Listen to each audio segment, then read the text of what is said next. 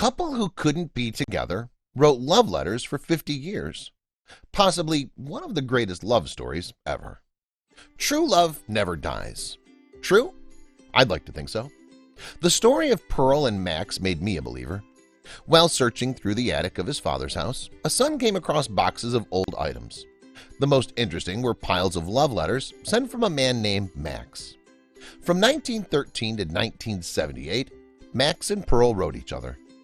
All his letters begin with "My sweet Pearl" and end with "Forever yours, Max." These letters were supposed to have been burned when Pearl passed away in 1980, but the family didn't honor those wishes, and one of the greatest love stories began to unfold. Before we begin, make sure to smash that like button, subscribe to our channel, and click the notification bell for more amazing videos.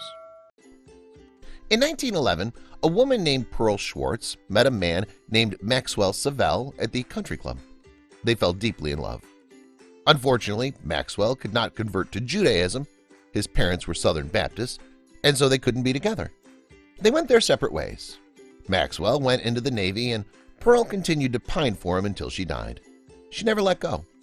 He eventually married, though the letters did not include much information about that. There were hundreds upon hundreds of letters, all filled with the emotional writings of a man who never stopped loving a woman, even though they couldn't be together. Religious differences between the families kept the two from being together. "I love you, I can say no more, Max."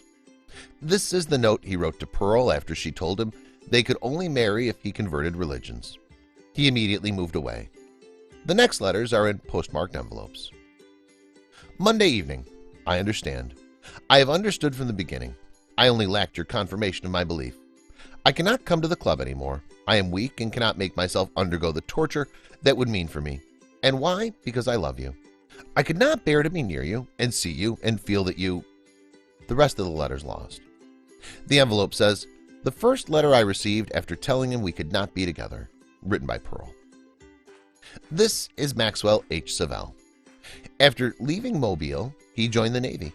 He went on to earn his MA, MBA, and PhD from Columbia University, taught history there, and later became a professor of American colonial history at the University of Washington.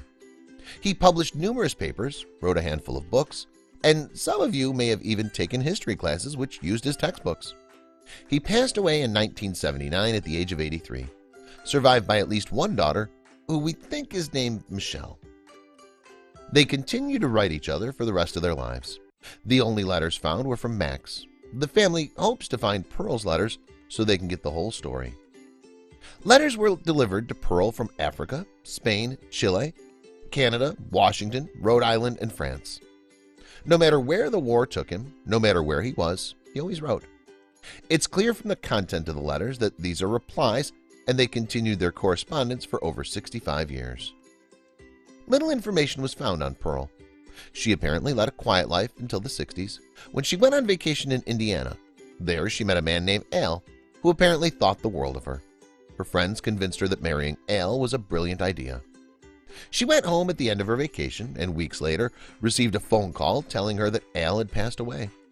She passed away in 1980, 3 months after hearing of Max's death. The family searched through crumbling photo albums for hours, trying to find a picture of Pearl. This was the only one they found. This is a photo of Max sent to Pearl in 1964. This photo matches the photo used on the UW website for the Max Savell Endowment Library Fund, which is how the family discovered who the mysterious Max was. Most of the letters are illegible, so we didn't have much of an idea about who Max was. What a beautiful love story. I think they should find the letters that Pearl wrote and make it into a movie.